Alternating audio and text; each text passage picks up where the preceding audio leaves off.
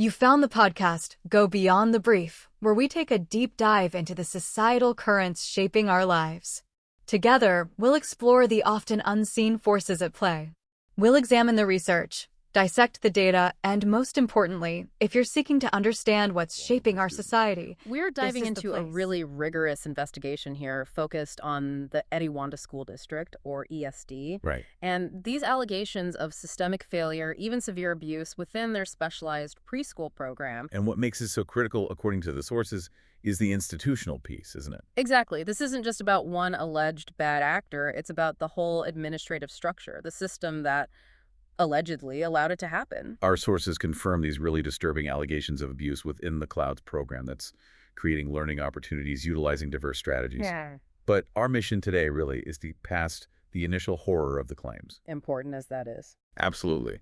And to quickly but thoroughly unpack the institutional gears grinding behind this. Yeah. The systemic noncompliance, leadership indifference, maybe financial pressures. All the things that seem to have created this environment. And we also have to dissect the legal battle that came next, a really high-stakes fight. Because the sources outline this defense strategy. Yeah. It's almost unheard of. Yeah. The district apparently trying to pin some blame, some contributing fault onto the victims themselves. 3- and 4-year-old children. 3- and 4-year-olds. Well, we'll get into it. The stakes just couldn't be clearer, especially when you think about who we're discussing here. It's a profound breach of that custodial duty. A duty owed to kids who need, by definition, a much higher standard of care.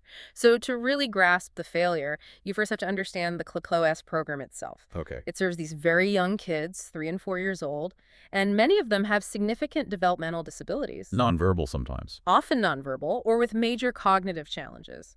Their dependency on the adult staff for literally everything. Hygiene, safety. Everything. It's absolute. Which makes their vulnerability, well, it's frankly terrifyingly high. It is. And the civil litigation, the lawsuits, they focus on these claims of severe physical and sexual abuse. Allegedly committed by a teacher within that Cloud S program. This is at Terra Vista Elementary. And the sources are really clear.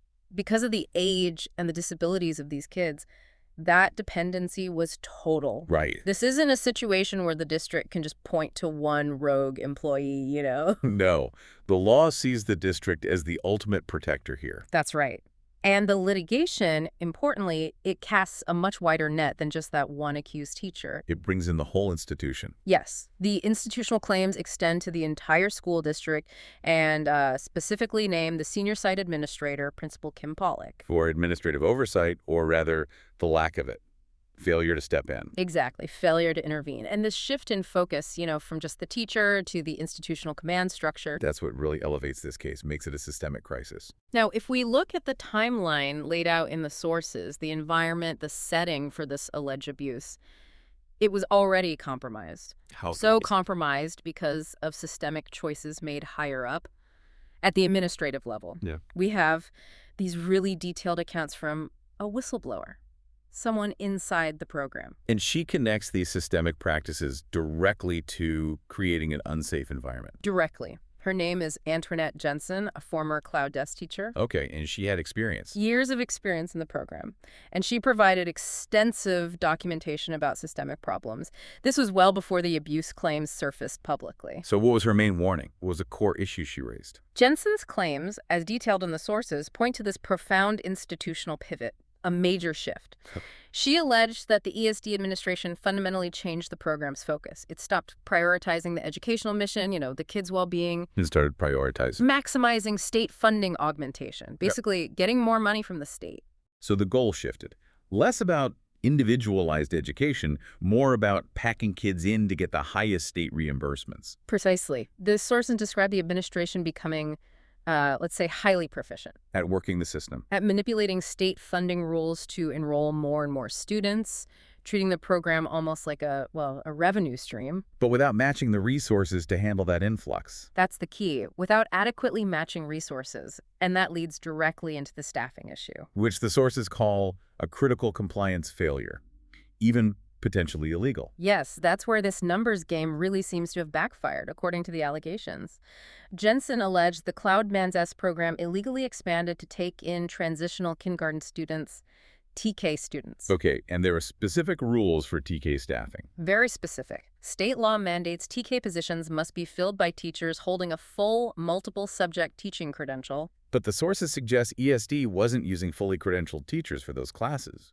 Correct. The allegation is that the classrooms were staffed instead with lower credentialed educators. Permit-only early childhood educators. And this apparently wasn't just an accident, like a hiring shortage. No. It's described as a calculated choice for financial savings, for expediency. They needed bodies in the rooms fast to justify the increased funding. Right. And using staff without the full legal credential was cheaper, and it was faster than waiting to hire appropriately trained teachers. And this disregard for necessary resources.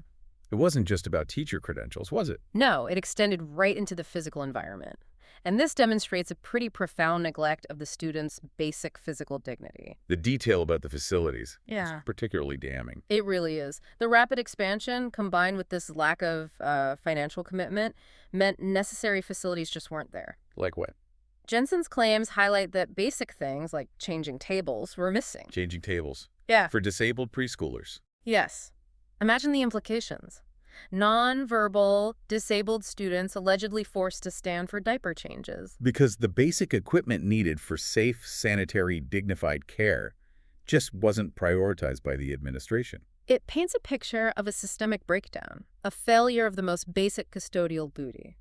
Okay, so we've established how institutional negligence arguably created these dangerous conditions. Right, the setting was compromised. But now we have to move to a much higher legal bar.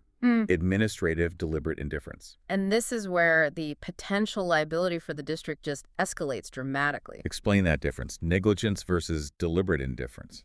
Well, simple negligence is like making a mistake, maybe an error in staffing ratios or overlooking something. Deliberate indifference is different. It hinges on knowledge. It hinges entirely on what the administrators knew and what they chose to do or not do with that knowledge. And Principal Pollack, the site administrator. She is confirmed by the sources as a mandated reporter under California law. And that status, that's not optional, is it? It's not discretionary. Not at all. It's a statutory non-delegable duty. It means she had to immediately report any suspected child abuse to outside authorities. Law enforcement or child protective services? Yeah. CPS. Right. And this duty overrides any internal policies or any desire she might have to handle things internally first. Okay. And the core assertion from the sources here is? That the administration allegedly ignored multiple mandated reports. Not just one. No, submitted by at least 2 separate whistleblower teachers. Reports about systemic risks and, crucially, specific abuse concerns. And that alleged inaction, ignoring those reports, Yeah. that's the trigger for this heightened liability. That's the trigger. If administrators knew or reasonably should have known about a serious specific risk. And getting a mandated report basically confirms they knew. It certainly puts them on notice, yes. And if they then consciously chose to disregard it, maybe failed to remove the accused teacher, failed to notify law enforcement, That's deliberate indifference. that meets the legal standard for deliberate indifference. It's not just failing to see a problem, it's seeing a serious problem and choosing not to act. Or worse, maybe choosing to suppress it. Potentially. And the legal consequence of proving deliberate indifference versus just simple negligence. What does that mean for the district? It could mean financial devastation. Negligence usually leads to compensatory damages money to cover the victim's actual harm. Medical bills, therapy, that kind of thing? Exactly.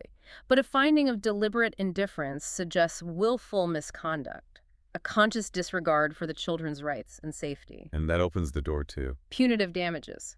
Substantial punitive damages. Which are specifically meant to punish the institution, right?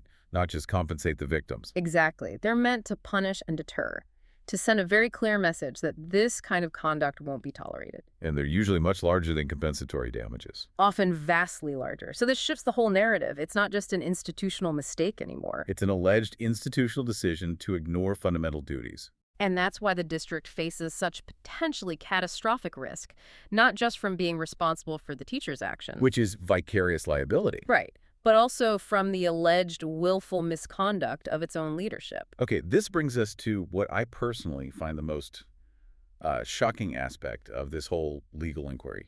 I think a lot of people would agree. The district's alleged defense strategy. Attributing responsibility or maybe contributing fault To the negligence of the for victims. 3- and 4-year-old victims. I mean, on its face, it sounds completely counter to common sense, basic humanity. It sounds legally and ethically incoherent. And that's largely because, in cases involving children this young, it generally is. So where does this defense even come from? Well, it's technically rooted in the legal doctrine of comparative fault or contributory negligence in civil tort law. Where a defendant tries to argue the plaintiff played a part in their own injury. Right, like in a car accident, maybe both drivers were partly at fault. But how on earth can a nonverbal toddler contribute to their own abuse by a supervising adult? It just doesn't compute. And that's where the law itself usually puts up strong guardrails. There's something often called the rule of sevens. Okay. Most U.S. jurisdictions apply what's called a conclusive presumption, basically an automatic finding. The kids under a certain age just can't be negligent. Exactly. Children under the age of 4, and often under 7, are legally considered incapable of demonstrating the judgment required to be deemed negligent. Their developmental stage just legally prevents it. They can't exercise fault in the eyes of the law. Correct. So asserting negligence against a 3-year-old victim, especially a victim of alleged intentional abuse by a custodial adult. It's basically an unwinnable argument. Legally baseless based on decades of precedent. Legally, yes. The core cause of the injury here was the alleged intentional wrongdoing by the adult who had the highest duty of care. The toddler's capacity is irrelevant when the failure is so profound at the other end. Precisely. And the district's lawyers, they certainly know this legal standard. It's fundamental tort law. Okay, so if they know it's baseless, legally speaking, why use it? Why risk the intense backlash, the ethical outrage that comes with blaming the victims? Yeah, what's the strategic function? It seems incredibly high risk. It does. Well, the sources identify this strategy as let's call it a hardball litigation tactic. Designed for leverage, not to actually win on that specific point. Exactly. It's meant to aggressively challenge the plaintiff's emotional narrative, to make the entire process much harder for the families. How? By forcing them to publicly refute this idea that their disabled child was somehow at fault. Yes, it increases the contentious nature of the litigation. It makes it more difficult, more emotionally grueling. It sounds like a move designed to wear the plaintiffs down. That's the likely goal, Yeah. to make the whole process so traumatic, so difficult, that the plaintiffs might feel pressured to accept a smaller settlement. Just to avoid the pain of a full public trial where this accusation hangs in the air. Precisely. The sources actually describe it as a tactical distortion of tort law. Weaponizing the legal process itself. It seems that way.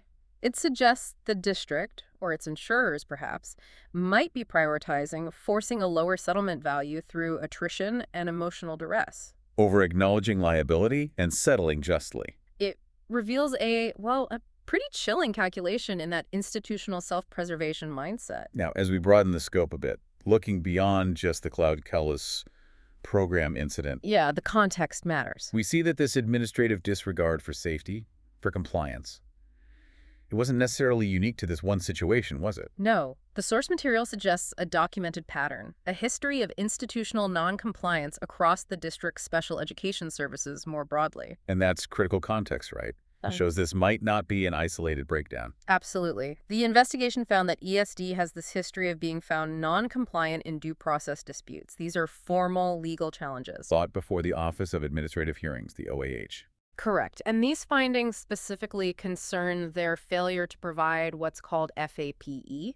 Free appropriate public education. That's the federal mandate under IDA, the Individuals with Disabilities Education Act. Exactly. The cornerstone of special education law. So what specifically were they failing to do according to these OAH rulings? We have specific examples cited from 2022 where the district was found non-compliant. Okay. Things like failing to offer appropriate goals for essential students moving, speech intelligibility, vocabulary development, occupational therapy for things like praxis and motor planning. So they knew, or should have known, specific goals were needed for certain students. And they simply failed to include them in the students' individualized education plans, their IEPs. Which are legally binding documents. Legally binding. So they were legally required to provide specific resources and plans for these high-need students, and according to these findings, they just weren't doing it consistently. Okay, how does that failure, that pattern of not meeting IEP requirements, connect back to the abuse risk in the classroom? Well, here's a really crucial link, what some might call smoking gun. Okay. ESD was also found to have failed to conduct necessary functional behavior analyses. FBAs. FPAs, what are those exactly? They are the legally required investigative tool. You use them to understand why a student is exhibiting challenging behaviors.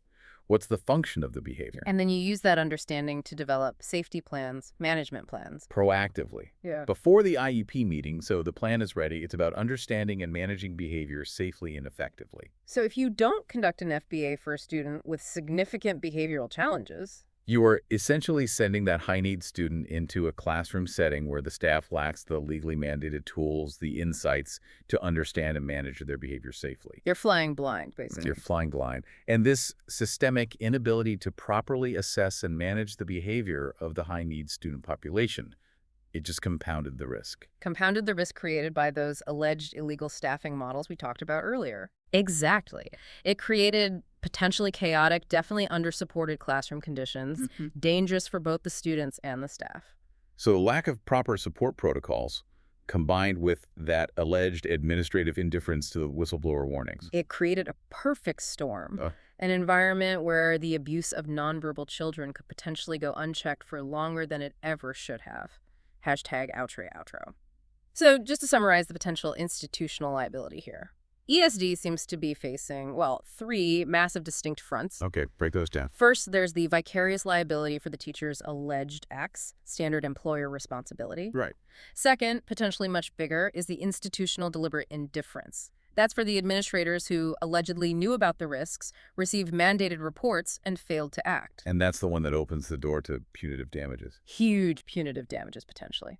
And third, there's the evidence of systemic negligence, proven by that long documented history of FAPE noncompliance, the OAH findings, the illegal staffing allegations. It paints a pretty comprehensive picture of failure. It does. And the source material confirms, settlements in similar catastrophic school abuse cases elsewhere.